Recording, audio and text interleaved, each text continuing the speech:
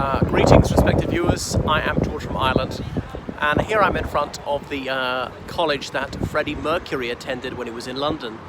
So it was then called Ealing College of Art.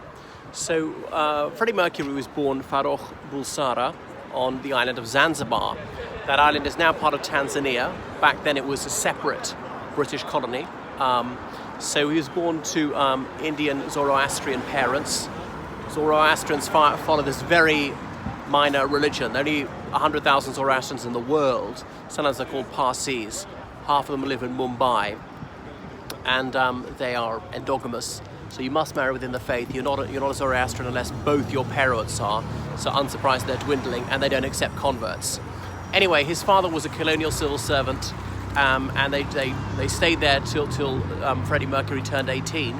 He'd been in a boarding school in India for a while, found his band The Hectics, had his first gay relationship. But anyway, his father had remained in the colonial civil service and intended to even after Zanzibar became independent.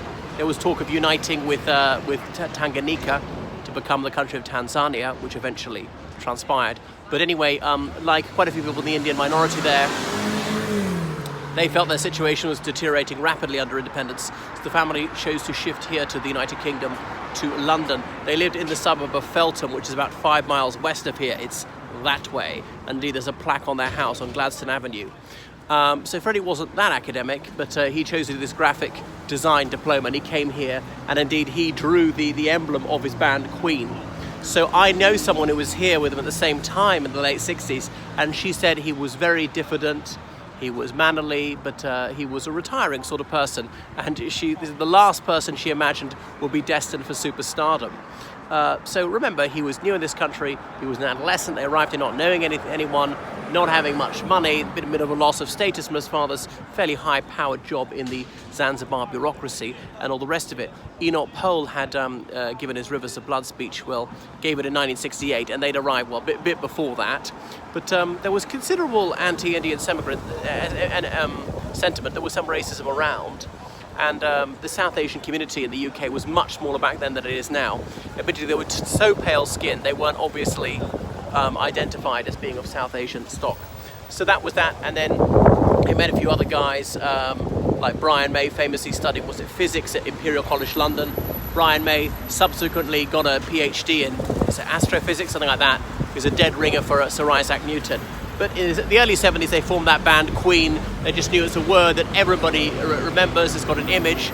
There's this obviously hint of homosexuality, and homosexual acts have been decriminalised in England and Wales in 1967, but it was still very much disapproved of. It would still have a terminal effect on someone's career in many occupations if he, or indeed she, was found to be in a same-sex relationship. But anyway, he didn't do a great deal of graphic design because he went on to be such a massive star, to be the frontman of Queen and really invent the role of frontman. He was born with 4 extra teeth, which partly explained his unique voice. So this Ealing College of Art, later become the University of West London, is not part of the University of London. There's the University of London, which consists of about 20 colleges, as in Imperial College London, University College London, King's College London, St Bartholomew Hospital Medical School, Birkbeck College London, the School of Oriental and African Studies, London School of Economics, and so forth. But there are several other universities in London which are not part of the University of London. One of them is this one, the University of West London. There's also the University of East London, the University of North London, London Metropolitan University, and a few more. But anyway, so here we are in Ealing, this western suburb of London. All right, I'll switch it off now.